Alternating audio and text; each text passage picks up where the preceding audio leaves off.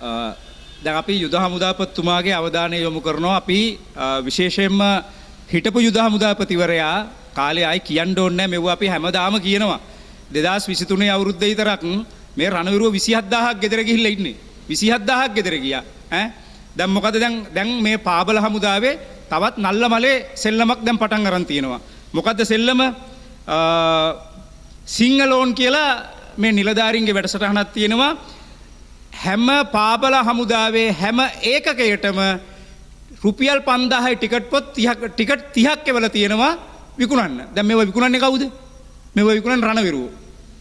මේ පජාත වැඩ කරන්න එපා. දෙන්න එපා හමුදාපතිතුමා. මේ ඉස්සෙල්ලා කරපුව දේවල් කරන්න එපා. මේ රණවිරුවන්ට ගෙදර ගිහිල්ලා කණ්ඩ බොණ්ඩ විදියක් නැහැ මේ රණවිරුවන්ට. අද පහ පාරවල් වල ගිහිල්ලා මේ රණවිරු ටික තමයි නිලධාරීන්ට සින්දු කියලා නටන්න ජෝගි දාන්න කොල්ලෝ ටික තමයි එළියට බහලා මේ සල්ලි හොයන්න වෙලා තියෙන්නේ. ඊට පස්සේ මොකද හැම ඒකකෙම අනුග්‍රාහකයෙක් හොයන්න ඕනි.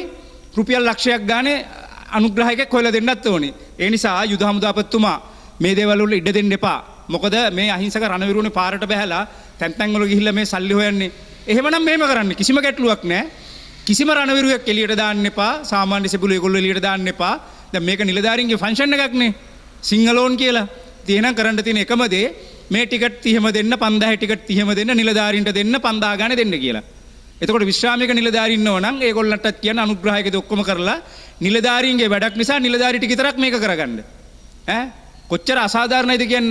දැන් අර පහුගිය කාලේ බොහෝ අමාරුවෙන් සුපර් ක්‍රොස් එකේ අර නිවාඩු යන කොල්ලන්ට 5000 ටිකට් පොත් දෙක ගානේ දීලා තිබ්බා. කොච්චර කෑ ගහලා දපියක නැබැත්තුවේ. අන්තිමේදී සුපර් ක්‍රොස් එක ඉවරනහම මොකද කරන්නේ? ඔය එක රණවිරුකට හරියට කෑම් වෙලක් දෙනවද? නෑ. විශ්‍රාමික නිලධාරී ටිකයි සේවයේ නිලධාරී ටිකයි තමන්ගේ පවුල කට්ටියයි නිලධාරී නිවාසනයට ගිහිල්ලා එළි වෙනකම්ම කුඩු වෙන්න ගහලා ඕනනම් තව දවස් දෙකක් විතරත් ඕනනම් කාලා බීලා සැපේ සතුටින් යන එක තමයි වෙන්නේ.